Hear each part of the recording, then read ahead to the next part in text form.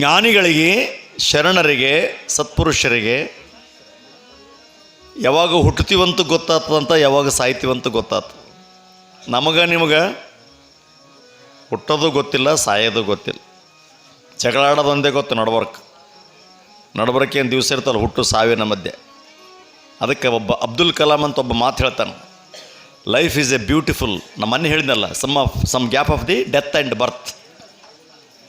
ಹುಟ್ಟು ಮತ್ತು ಸಾವಿನ ಮಧ್ಯದಲ್ಲಿ ಇರ್ತಕ್ಕಂಥ ಗ್ಯಾಪ್ ಏನದ, ಎಲ್ಲರಿಗೂ ಸಂತೋಷಪಡಿಸ್ಬೇಕಂತ, ನಾವು ಸಂತೋಷದಿಂದ ಇರ್ಬೇಕಂತ. ಇದೊಂದು ಬಹಳ ಅದ್ಭುತವಾಗಿರ್ತಕ್ಕಂಥ ಜೀವನ ಬದುಕು, ಭಗವಂತ ನಮಗೆ ಕೊಟ್ಟಿರ್ತಕ್ಕಂಥ ವರ.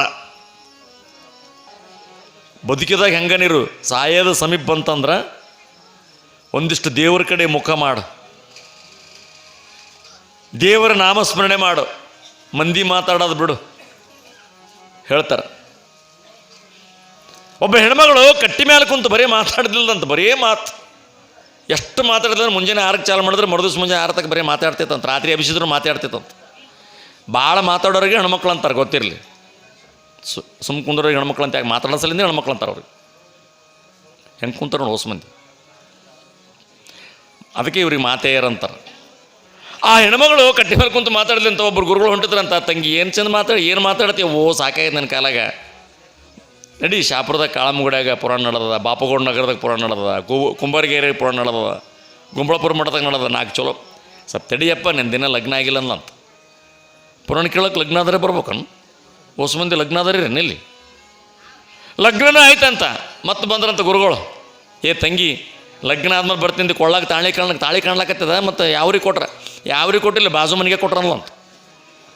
ಮತ್ತು ನಡಿ ಪುರಾಣಕ್ಕೆ, ಸ್ವಲ್ಪ ತಡಿ ಮಕ್ಕಳಾಗ್ಲಲ್ಲ ಅಂತ.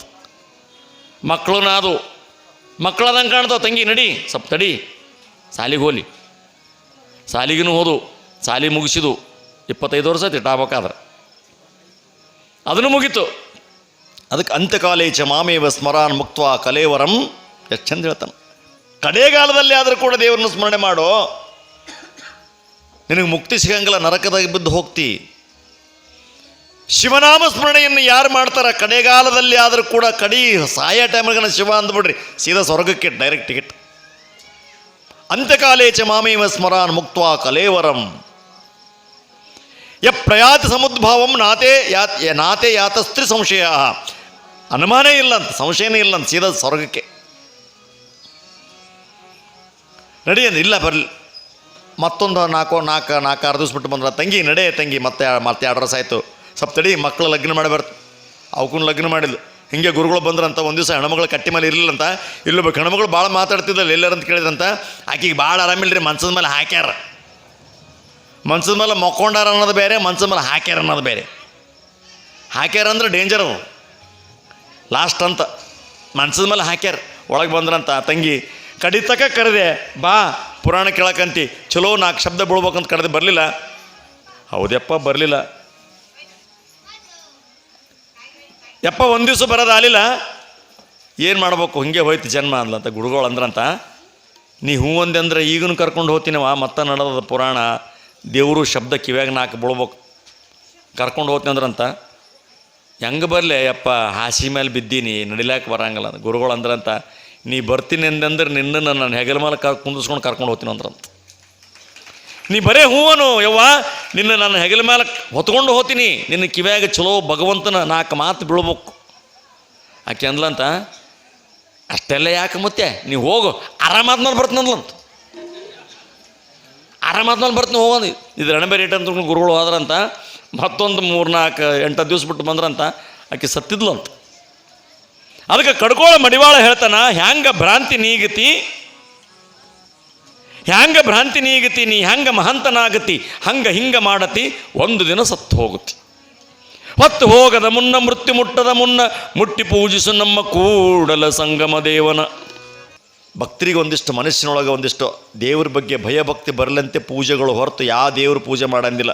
ಅದಕ್ಕೆ ಪೂತಿ ನರಸಿಂಹಾಚಾರ ಅಂತ ಒಬ್ಬ ಕವಿ ಒಂದು ಮಾತು ಹೇಳ್ತಾನೆ, ದೇವ ಗೊಂಬೆ ಪೂಜೆ ಆಟ ಭಕ್ತಿ ಸೋಜಿಗ ಅಂತ. ದೇವರಂದ್ರೆ ಒಂದು ಗೊಂಬೆ ಇದ್ದಂಗಂತ.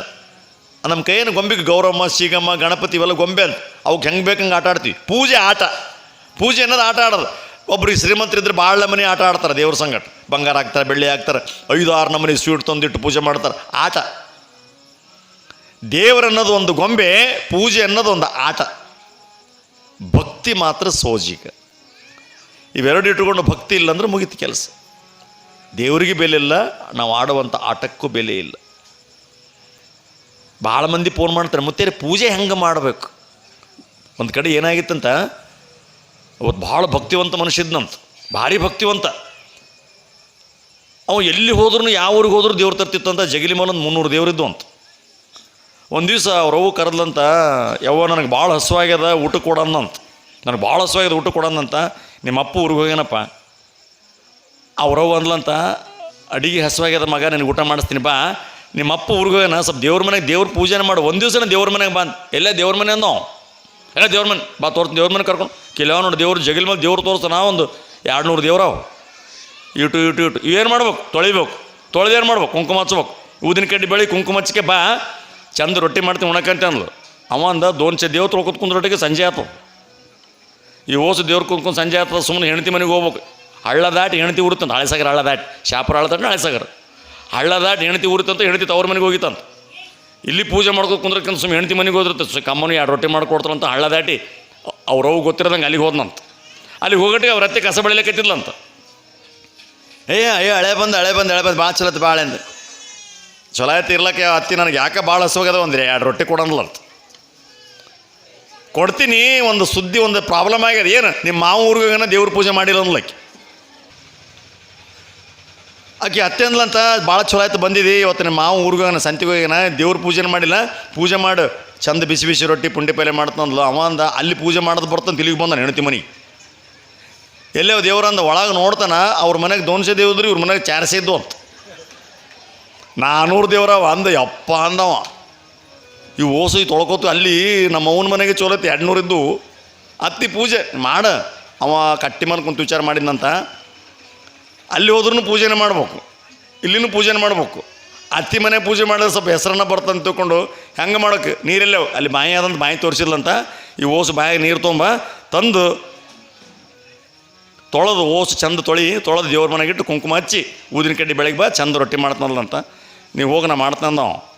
ಅವ ಏನು ಮಾಡಿದಂತ, ಇವು ದೇವ್ರು ತೊಳ್ಕೊತ ಕುಂದ್ರೆ ಟೈಮ್ ಭಾಳ ತೊಗೊಂಡು ಬಕೆಟ್ ತೊಗೊಂಡಂತ. ಆ ಬಕೆಟ್ನಾಗ ಓಸು ದೇವ್ರು ಹಾಕಿದ್ನಂತ. 200-400 ದೇವ್ರು ಓಸು ಹಾಕಿ ತೊಳಿಲಿಲ್ಲ ಅವ. ಸೀದಾ ಬಾಯಿಗೆ ಹೋದ ದೇವ್ರು ತೊಗೊಂಡು. ಹೋಗಿ ಬಾಯಾಗ 3-4 ಸಲ ಹಿಂಗೆ ಬಿಟ್ಟನಂತ. ಸೀದಾ ತೊಗೊಂಬಂದು ದೇವ್ರ ಮುಂದೆ ಓಸು ದೇವ್ರ ಮನೆಗೆ ಇಟ್ಟು ಕುಂಕುಮ ಹಚ್ಚಲಿಲ್ಲ, ಉಗ್ಗಿದ. ಇದಕ್ಕೆ ಹಾಕ್ತಾರೆ ಹಂಗೆ ಲಾಭನ ಹಾಕಿ ಅತ್ತಿ ಆಯ್ತು ಪೂಜೆ ಅಂದ. ಹಾಯಂದ 400 ದೇವ್ರು ಎಲ್ಲ ನೋಡ್ಬಾ ನಾವು. ಅತ್ತಿನ ಕರ್ಕೊಂಬಂದು ತೋರಿಸ್ರ 400 ದೇವ್ರದಾಗ 4 ಉಳ್ದಾವ. 400 ದೇವ್ರು 4 ದೇವ್ರು ಕುಂತಾವ. ಅತ್ತಿ ಒಳ್ಳಗತ್ತದು. ಹಳೆ ಕಾಶಿ ವಿಶ್ವನಾಥ ಕಾಣವಲ್ಲ,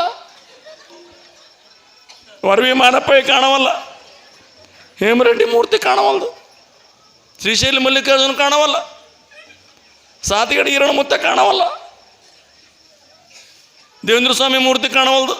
ಸಂಘ ಎಲ್ಲ ಮೂರ್ತಿ 4 ಉಳಿದ ಓಸು ಮೂರ್ತಿ ಎಲ್ಲ ಒಂದು. ಅತಿ ಜಾಸ್ತಿ ಮಾತಾಡಬೇಡ, ನೀ ಏನು ಹೇಳಿದಿ ಪೂಜೆ ಮಾಡ್ತೀರಿ ಪೂಜೆ ಮಾಡೀನಿ. ಅವು 400-200 ನನಗೆ ಸಂಬಂಧ ಇಲ್ಲ. ಯಾವ ದೇವ್ರಿಗೆ ಈಸು ಬಂದದೋ ಮ್ಯಾಲೆ ಬಂದೋ, ಈಸು ಬರೋದು ಓಸು ಬಾಯಾಗಿ ಬಿದ್ದಾವ.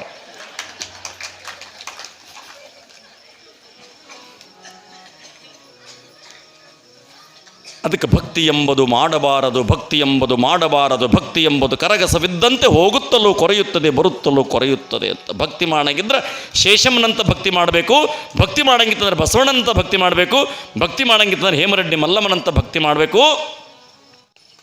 ಒಂದೇ ಒಂದು ಮಾತು ಹೇಳ್ತೀನಿ, ಹೆಂಗಿದ್ರು ಶರಣರು ಸಂತರು ಹೆಂಗಿರ್ಬೇಕಂದ್ರೆ, ಇಲ್ಲಿ ನಮ್ಮ ಬಿಜಾಪುರದಲ್ಲಿ ಅಥಣಿ ಅಂತ ಒಂದು ಊರಾಗ್ಯದ. ಅಥಣಿ ಅಲ್ಲಿ ಮುರುಘರಾಜೇಂದ್ರ ಶಿವಾಚಾರ್ಯರಂತ ದೊಡ್ಡ ಶರಣರಾಗಿ ಹೋದ್ರು. ಇಡೀ ಅವ್ರ ಜೀವನದಾಗ ಒಂದು ದಿವಸ ಬಂಗಾರ ಮುಟ್ಟಲಿಲ್ಲ, ಇಡೀ ಅವ್ರ ಜೀವನದಾಗ ಒಂದು ದಿವಸ ರೊಕ್ಕ ಮುಟ್ಟಲಿಲ್ಲ, ಇಡೀ ಜೀವನದಾಗ ರೊಕ್ಕ ಮುಟ್ಟಲಿಲ್ಲ, 1 ರೂಪಾಯಿ ಬಂದಿ ಮುಟ್ಟಲಿಲ್ಲ ಇಡೀ ಜೀವನದಾಗ. ಒಂದು ದಿವಸ ಮುಂಜಾನೆ ವಾಕಿಂಗ್ ಹೊಂಟಿದ್ರಂತ ಊರು ಹೊರಗೆ. ಅಥಣಿ ಮುರುಘರಾಜೇಂದ್ರ ಅಪ್ಪಗಳು ಹಿಂಗೆ ಹಿಂಗೆ ನೋಡಿ ಹೊಂಟಿದ್ರಂತ. ಪಟ್ಟೆ ನಿಂತ್ರಂತ. ಏನಂದ್ರೆ ಬಂಗಾರ ಬಿದ್ದಿತ್ತಂತ, ಒಂದು ಗಟ್ಟಿ ಬಂಗಾರ ಗಟ್ಟಿ ಬಿದ್ದಿತ್ತಂತ. ಅರೇ ಬಂಗಾರ ಬಿದ್ದದ, ಎಷ್ಟು ದೊಡ್ಡ ಬಂಗಾರ, ಇದು ಏನು ಮಾಡಬೇಕು, ನಾನಂತೂ ಮುಟ್ಟಂಗಲ್ಲ. ಯಾರನ್ನ ಎಮ್ಮಿ ಕತ್ತಿ ಬಂದು ತುಳಿದು ಅಂದ್ರೆ ಹೋಗ್ತದ ಭೂಮಿಯಾಗ, ಯಾರಿಗೇನ ತೋರಿಸ್ಬೇಕು ಇದು ಬಂಗಾರ ಬಿದ್ದದಂತ ತಿಳ್ಕೊಂಡು ಅಲ್ಲೇ ನಿಂತ್ರಂತ. ಮುಂಜಾನೆ 6ಕ್ಕೆ ಬಂದು ಹಿಂಗೆ ಕುಂತ್ರಂತ. ಅದ್ರ ಮುಂದೆ ಮುಟ್ಟಂಗಿಲ್ಲ ಅವರು. ಜೀವನದಾಗೆ ಬಂಗಾರ ಮುಟ್ಟಿಲ್ಲ, ಜೀವನದಾಗೆ ರೊಕ್ಕ ಮುಟ್ಟಿಲ್ಲ. ಹಿಂಗೆ ನೋಡ್ಕೋತ ಕುಂತ್ರಂತ 7 ಆಯ್ತು, 8 ಆಯ್ತು, 9 ಆಯ್ತು, 4 ತಾಸು ಆಯ್ತು, ಯಾರೂ ಬರಲಿಲ್ಲ. ಯಾವ ದನಗನ ಬಂದ್ರೆ ಹೊಡಿತೀರಂತ, ಅಂದು ತುಳಿಬಾರ್ದು, ಯಾರಿಗೇನ ಕೊಡ್ಬೇಕು, ಯಾರಿಗೇನ ಸಹಾಯ ಆತಂತ ನೋಡ್ಕೋತ ಕುಂತ್ರಂತ. ಅಷ್ಟೊತ್ತಿಗೆ ಬತ್ತವ ರೈತ ಬಂದಂತ. ಅಪ್ಪ ಇಲ್ಲೇ ಕುಂತಿದ್ಯಪ್ಪ ನೀನು, ಹಿಂಗ್ಯಾಕೆ ಕುಂತಿದ್ದಂತ ಕೇಳಿದಂತ. ಏ ಬಾರೋ ಮಾರಾಯ ಇಲ್ಲಿ ಬಾ. ಯಾಕೆ ಕುಂತಿದ್ದಿ? ಏನು ಹೇಳಿ ಮಾರಾಯ, ಮುಂಜಾನೆ 6ಕ್ಕೆ ಬಂದು ಕುಂತೀನಿ, ಹೊಂಟೀನಿ ಸುಮ್ಮನೆ ತಿರುಗಾಡ್ಕೊಂತ ವಾಯುವಿಹಾರಕ್ಕೆ. ಇಲ್ಲಿ ಬಂಗಾರ ಬಿದ್ದದೋ ರೈತ, ಬಂಗಾರ ಬಿದ್ದದ, ತಗೋ, ಯಾರಿಗೇನ ತೋರಿಸ್ಬೇಕು, ಎಮ್ಮಿ ತುಳಿದು ನೆಲದಾಗ ಹೋಗ್ತಂತ ಕುಂತೀನಿ. ಏಯ್ ಹುಡುಗ್ರೈ, ಏಯ್ ಲತ್ತಿ ಬೀಳ್ತೊಂಡೇನು,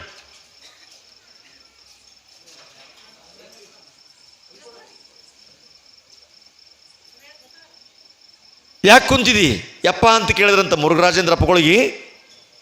ಏನು ಮಾಡ್ಲಪ್ಪ, ಮುಂಜಾನೆ 4 ತಾಸು ಆಯ್ತು ಕುಂತು, ಇಲ್ಲಿ ಬಂಗಾರ ಗಟ್ಟಿ ಬಿದ್ದದ, ಯಾರಿಗೇನ ತೋರಿಸ್ಬೇಕು, ಸಹಾಯ ಆತಂತ ಕುಂತೀನಿ. ನೀ ಚಲೋ ಬಂದಿದಿ, ಇದು ತಗೋ, ಇದು ಒಯ್ ಮನೆಗೆ, ಸಾಲ ಇದ್ರೆ ಸಾಲ ಮುಡಿಸು, ಮಕ್ಕಳು ಲಗ್ನದ್ರೆ ಲಗ್ನ ಮಾಡು, ಮನೆ ಕಡ್ಸಂಗಿದ್ರೆ ಕಡಿಸು, ದೊಡ್ಡ ಬಂಗಾರ ಅದ, 10-20 ತೊಲಿದದ ಗಟ್ಟ ಅಂದ್ರಂತ. ಅವ ರೈತ ಬಂದಂತ, ಬಂಗಾರದ ಮುಂದೆ ಬಂದು ಹಿಂಗೆ ನೋಡಿದ್ನಂತ, ದಿಟ್ಟಿಸಿ ನೋಡಿ ಥೂ ಅಂತ ಉಳಿದ್ನಂತ. ಆ ಬಂಗಾರದ ಮೇಲೆ ಥೂ ಅಂತರು. ಯಾಕೋ ಅಂತ ಕೇಳಿದ್ರಂತ. ಯಪ್ಪ ಮುರುಘರಾಜೇಂದ್ರಪ್ಪ, ಬಂಗಾರ ಬೇಡ, ಸಂಸಾರ ಬೇಡ, ರೊಕ್ಕ ಬೇಡ ಅಂತ ಎಲ್ಲ ಬಿಟ್ಟು ಬಂದವನಿಗೆ 4 ತಾಸು ಕುಂದಿರಿಸೋದು ಮಗದ ಕಾಯ್ಲಕ್ಕೆ. ಏನು ಬೇಡ ಅಂದವನಿಗೆ 4 ತಾಸು ಕಾಯಿಲೆ ಕುಂದ್ರಿಸೋದು ಇದು. ಮತ್ತು ನನ್ನಂಥವನಿಗೆ ಬಿಡ್ತದ ಯಪ್ಪ, ಇದು ಕಸ, ಅದು ತೊಗೊಂಡು ತಿಪ್ಪೆಗೆ ಹೋಗೋದಂತ. ಅವತ್ತನ್ನಂತ ಮುರುಘರಾಜೇಂದ್ರಪ್ಪಗಳು, ನಾನು ಮುರುಘರಾಜೇಂದ್ರಲ್ಲಪ್ಪ, ಇವತ್ತಿಂದ ನೀನೇ ಮುರುಘರಾಜೇಂದ್ರ ಅನ್ನಂತ. ಜೀವನ ಪರ್ಯಂತ ಶಿಷ್ಯ ಗುರುಗಳು ತಿರುಗಾಡಿದ್ರಂತ. ನಮ್ಮ ಕೈಲಿಂದ ಇದು ಸಾಧ್ಯ ಅದನು. ಇವತ್ತು ರಾತ್ರಿ ನಿದ್ದೆ ಬರಲ್ಲ ನನಗೆ, ಸಂತೋಷ ನಾಳೆಗೇನು ಕೊಡ್ತಾನೆ ಇಲ್ಲ ಅಂತ ಚಿಂತೆ ಆಗಿದೆ.